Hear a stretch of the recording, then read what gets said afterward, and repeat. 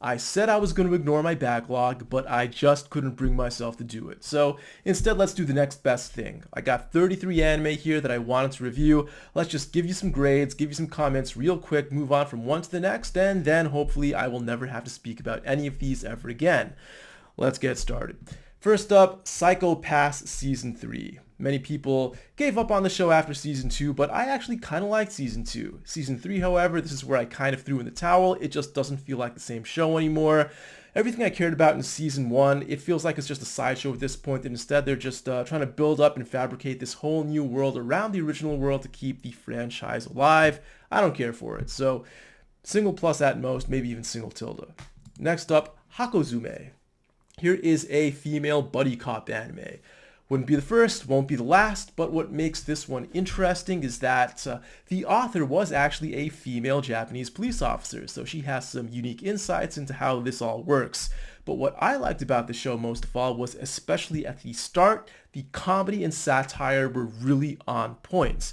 Now, after a while, it sort of, I think, spreads itself thin. It gets into drama, suspense, romance, and a few other genres. Kind of drops the comedy a bit, which I was really curious to see if it could keep up the high level of comedy to the very end. But it's still a reasonably good watch. I would give it a single plus. Next up, Summertime Render, or Summertime Rendering, as I think some people call it. This one, I really wanted to give a proper review. This is a triple plus, really good anime. I have talked about it a little bit because I have been to the island where this anime is set. This anime, I would say, if you like Higurashi, you're going to like this one too, because it's very similar in a lot of ways. It's, time loop anime, supernatural mystery. It's set in a rural tourist destination. I could go on, but let's just say that Higurashi Go, Higurashi Sotsu, those were the canon sequels to Higurashi, but this one, I think, in spirit, is a much better sequel, if that makes any sense. All right, Chainsaw Man.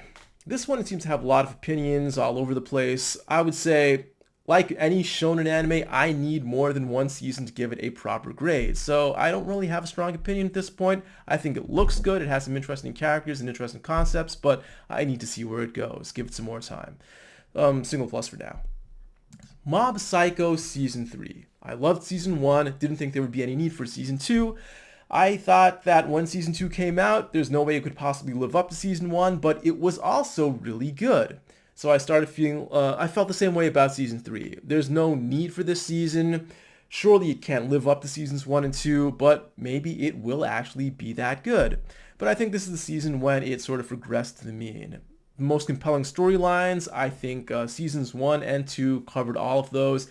They extended them a bit into Season 3, but it's just not that interesting anymore at this point. Still pretty good. I would give it a double plus, but it's not nearly as good as Seasons 1 and 2. Mobile Suit Gundam, The Witch from Mercury.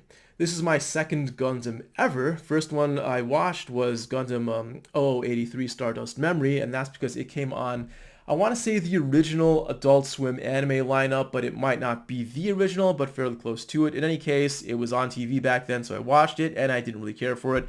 I just don't like mecha in general, and nothing from that Gundam anime really grabbed me, so it took me 20 years to watch another one. This one, I believe it's not part of the same universe or the same timeline, so anyone can just get into it, but also because of that, there's nothing really forcing me to want to watch another Gundam at this point. May take me another 20 years to watch another one. In any case, this anime, I can't give it a proper review because the language got really crazy on me towards the end. The first core, I basically understood what was going on, even though it did have the occasional very difficult business language or technical engineering style language, but I still knew what was going on. Second core, everything just took off and I couldn't really keep up with it.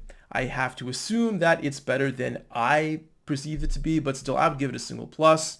And yeah, I can't say it's bad, but I can't really say that it's good for sure either. Maybe next time if I ever watch this one again, I'll watch it with English subtitles or maybe even dubbed. Next up, Ghost in the Shell 2045 Part 2.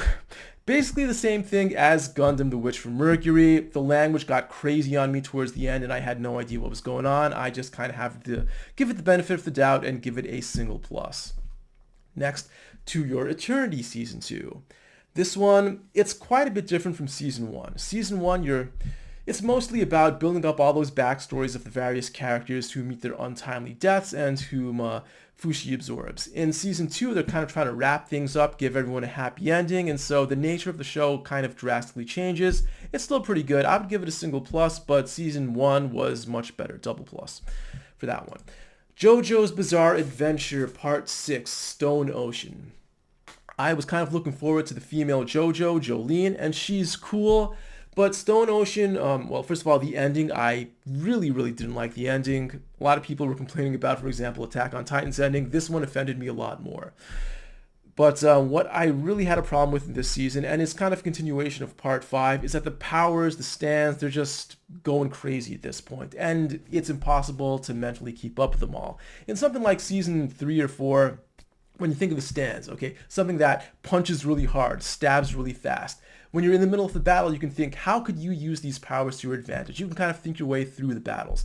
You can't do that anymore in like seasons 5 and 6. You just kind of had to sit back and let the battle take its course, and you know it's going to take some crazy twist at the end anyway. So I would just give it a single plus. I didn't watch this one very quickly, even though it came out pretty much all at once on Netflix. I think I'm just having JoJo burn out at this point. Next up, Koukyuu no Karasu, the Crow of the Inner Palace.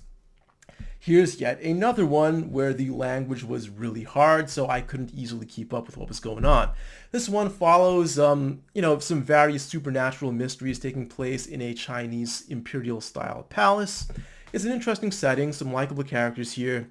From what I could gather, the mysteries are quite clever. But I don't care about spirit stuff, generally speaking, and once again, the language was really tough with all this, not just spiritual language, but sort of noble, sort of imperial, ancient style language. It's a tough one to follow, so single plus, but once again, if I knew what was going on, maybe I could have given it a higher grade. Danmachi Seasons 3 and 4, what was the English title like? Is it okay to pick up girls in a dungeon or something to that effect? I really liked Seasons 1 and 2. Seasons 3 and 4, here we get some regression to the mean. Season 3 is just another who's the real monster kind of story, kind of boring.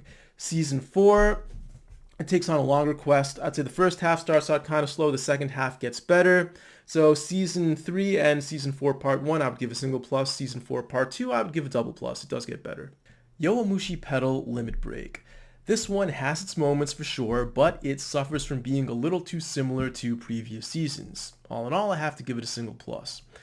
Cyberpunk Edgerunners. This is one of the better shows I've seen in recent years. It's really flashy, has a lot of flashy animation, flashy music, it's really in your face.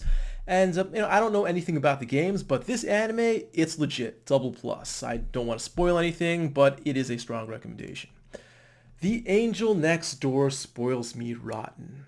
From the title, I thought this would be some kind of dumb fan service anime, like a maid fan service anime, but it's actually pretty good, especially considering about 80% of the show is the main two characters just kind of conversing with each other in the LDK of the main character's apartment. Like LDK, that's Japanese parlance for living room, dining room, kitchen. They just talk there all episode, and somehow it's actually reasonably good, so single plus. Ashi. Here's maybe the fourth soccer anime I've ever watched, and it seemed like it was just par for the course, like a very basic one. The main character wants to be a striker. What do you got to do to be a striker? You got to be selfish. You got to take those risks, put the team on your back. What does save this anime is that, mild spoiler, about halfway through, the main character does change positions, which makes it a little interesting and keeps it from being a single tilde. I'd say overall, single plus. Bunny Girl Senpai. I'm kind of late to the party on this one, and here's another one that from the title I thought would be another dumb fan service anime, but I would say in the entire run of the show, this senpai character, she gets in the bunny girl costume maybe twice or three times at most, total ripoff, but it is a really good one. It has a lot of interesting characters, emotional depth, good plot. It's one of those root style anime where each of these girls in a, I don't know if you could call it a harem or not, but you go a few through episodes into each girl's root, solve some of these conflicts that they're facing, which are kind of emotional problems that express themselves physically through the power of quantum physics. It's not as dumb as it sounds. I really like this one, double plus. Skip and Loafer. Here's one that a lot of people seem to like, and I do kind of like it, but okay, on one hand, there are some great characters, very good character development. I like in many anime, for instance, I like coming from the countryside to the city, that kind of story. But this is also the kind of anime where no one's actually bad, they're just misunderstood, and it gets annoying after a while, so single plus, it's alright. Trigun Stampede. Trigun was one of the first anime I ever watched. I believe it was the first anime I ever watched in Japanese with English subtitles, so when an anime has this much of history with me, it's hard to judge its sequels or remakes or reboots objectively. I didn't like it for most of its run. I thought it had a strong ending, but once again, I'm usually very good at putting my feelings aside, being an objective reviewer. I can't really do that here, so I'm just giving it the benefit of the doubt. Single plus, let's leave it at that. Once again, strong ending, but I didn't like probably the first 2/3 of the show. But is that because it was different or because it just wasn't good? I honestly can't say. So, next up, Vinland Saga Part 2. I liked Season 1.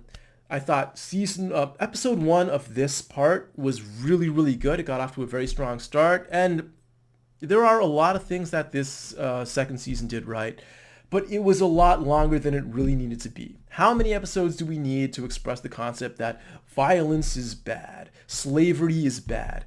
We get it. You know, this could have been half as many episodes and still covered all the major points. I think, yeah, it was too long, but I would say generous double plus. Could have easily given this a single plus for that matter, but I'll give it, once again, the benefit of the doubt, double plus, ended all right. My Hero Academia Season 6. My reviews of My Hero Academia Seasons maybe 3, 4, and 5 were basically exactly the same. It does well with character development, it does poorly with action and the whole power system. Season 6 was the first time I actually felt like the action was good. The bunny girl finally got into action. There was some big action scenes with like a Shigarami. I forget exactly how his name's pronounced, but in any case, the action got a lot better this season. So double plus. I thought it was really a step up from previous seasons. The Apothecary Diaries. This was one that was really hyped up. My wife is actually, after watching the anime, read all of the novels and read them fairly quickly. So there are definitely people who this would be, you know, an absolute banger for. I thought it was pretty good. I'd give it a double plus. Like a Koukyuu no Karasu, which I mentioned earlier, it has that sort of imperial palace setting, and there are some mysteries around the palace that this girl has to solve. Sometimes they're clever, sometimes the show isn't as clever as it seems to think that it is, but it's still a good watch. Double plus. My Happy Marriage. This one's about a girl who just gets treated like shit by everyone around her, and at times, that makes for good drama. At other times, it just gets really annoying. So overall, single plus. Rurouni Kenshin, the new one. This one, I would say, so far at least, it's about on par with the old one. The old one, of course, had a lot of garbage filler in it. This one appears to stick more closely to the manga, but it seems that the manga has its own canon kind of boring filler as well, so that much hasn't changed. This one also seems to have more sort of shonen battle narration, which I don't really like for this particular anime, but it's not that big of a deal either. So far, I would say single plus. It's about as good as the old one up until this point. Dungeon Meshi. This is one that a lot of people swear is actually really good. With that same kind of smug attitude they use when they talk about things like slice of life anime or other anime that you're not typically expected to like. So if you do actually like it, clearly it's because you have superior taste. But this one, even though I watched it with some cynicism going in, I do like it. However, I must point out, it's not good because it's unique. It's not good because of the whole cooking element that's thrown in, because I actually find that part kind of boring. It's good because it has all the standard elements of a good fantasy anime. It has good characters, good world building, good magic and intrigue. It's good because it does the same thing as all the good anime that came before it, not because it's doing anything unique here. So I would say single plus so far, but by the time the entire anime ends, it'll probably be double plus. All right, the next one's a mouthful. Seventh time loop. The villainess enjoys a carefree life married to her worst enemy. I just call it seventh loop. This one, it's another one that after watching the anime, my wife went and read all the novels. I assume that the novels are better than the anime, and I do like the anime, but there are a lot of interesting concepts in it that are probably better fleshed out in long form. Here's one that, yeah, there's a lot of interesting banter here, a lot of interesting characters trying to outfox each other. And what I like most about this anime is the main couple. They are fantastic. Probably my favorite straight couple of the year. You know, a long time ago I wrote a post called 10 heterosexual couples that I endorse. I'm going to have to add this one to the list. Maybe I'll even make a separate video about them someday. Okay, so I would just say single plus for this one so far, but as the story goes on, it might get even better. Next one, Solo Leveling. This one is controversial, I suppose. It is perfectly average. I like watching it. I don't feel like my life is missing anything now that the first season is over and I have to wait for the next one. But people seem to just shit on this one because it's not as good as the manga that it came from, or the manhwa. I believe this one is of Korean origin, even though they changed all the names to Japanese names in the anime. I think it's perfectly fine, but it's also perfectly average, so it might not be for you. Single plus. Mashle. Here's one that has a very funny concept. You see, it's kind of like a One Punch Man kind of setup where one guy is just supremely overpowered and everyone else falls into this power scheme that the main character just breaks. Here you have a guy who's going to a magic school even though he can't use magic, but he just uses muscle power to overcome everyone. Now, with funny concepts, you have to wonder, will it last throughout the entire show's run? And I'd say it does okay with that. I like all of Mash's fights. He's the main character. I don't really care about anyone else's fights. So, yeah, it's all right. It's all right. And it has some really great music to go along with it. Single plus. Jujutsu Kaisen Season 2. So you can even split this into the various arcs. So there's the flashback arc to Gojo's past, which is, it's okay. You know, I thought Season 1 was all right, but I didn't see what all the fuss was about. Like all shonen anime, I need to give it more time to develop before properly judging it. So the flashback arc, I think, was a step above Season 1, but still just all right. Then we get into the Shibuya arc, and this is one that I had heard really hyped up. It surpasses the hype. This is the single best arc of any anime I have seen in years. You know, I heard that the animators were basically abused and enslaved to make this arc come to life. If that's the price you gotta pay to make good anime, I'm willing to look the other way because it was just that good. I'm really hyped for, you know, I don't really expect anything coming after this to be as good, but, you know, I hope it is. And if it is, I won't be too surprised. Still, Shibuya arc, at least that particular arc, triple plus, and the show as a whole so far, double plus. Suzume no Tojimari. I think this is the only movie on the list. Here's one that I thought it started off well, the middle was good. I'm not going to say the ending was bad, but it wasn't for me. I don't need these kinds of like uplifting messages for little girls or people affected by real life disasters. You know, it's commendable that the show did touch on such a sensitive subject, but once again, I don't need these kind of positive, uplifting messages. I just want to see the sort of creative stuff that came at the beginning and middle of the movie with the cat running around, all the geography porn while they're running around Japan. I like that stuff. So double plus for the movie, but your mileage may vary. You might end up liking it a lot more than I did. Pluto.